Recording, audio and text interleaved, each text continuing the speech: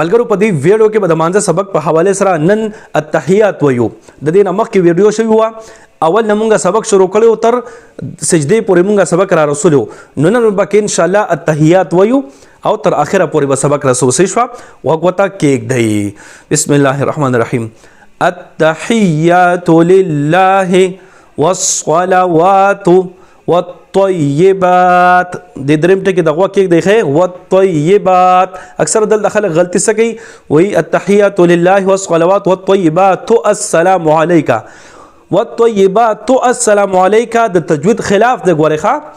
ټیک شو کچری تاسو صاحب کې نه ختموي نو بیا وی والطیبات السلام علیک تړلې به بیا وی ښه کنه بهتره خدا د چې تاسو بس دخل ته وقف او کې سا ختم کوي التحیات لله والصلوات والطیبات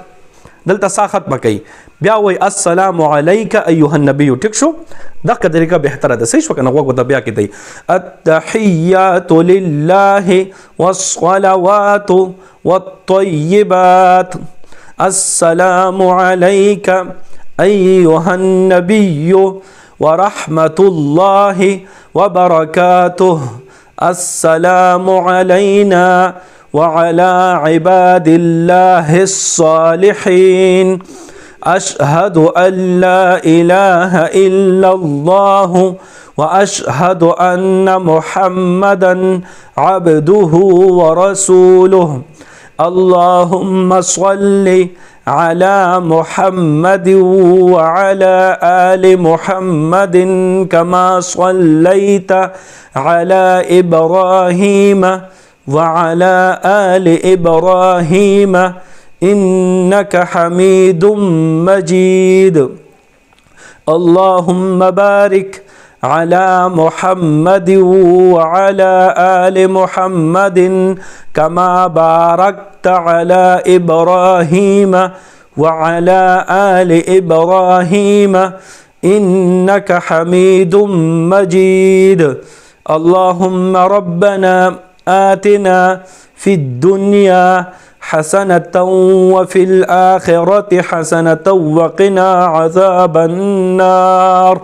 بس بیا بدوالو سیټو د سلام ګرځوي السلام علیکم ورحمت الله السلام علیکم ورحمت الله بس ټول د مانځه سبق برابر شو اول ویډیو مونږ کړی و دعای قنوت متعلق اللهم انا متعلق هغه ما ټول نمخ کې اپلوډ کړی کاغم تاسو نوی کتلی زما آی ډی کولو کوي او دغه کا ویډیو پکې وګورئ دعای قنوت یعنی اللهم انا پکې موجود ده اللهم انا مونږ نن به اپلوډ کړی و بیا مو د مانځه سبق شروع کو اول ویډیو پارت 1 هغه ده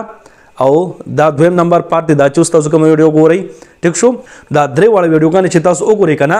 نو د مانځه سبق په ان شاء الله بالکل په اسانۍ سره تاسو زده شي دا ټول غلطۍ به ان شاء الله تاسو نه بالکل په اسانۍ سره اوسي ټیک شو ان شاء الله دا ویډیو په خپل هم بار وګورئ او نور مسلمانانو سره د ثواب په نیت باندې ویډیو ډیره شیر کړئ چې هغه هم دا مانځه دا سبق فوري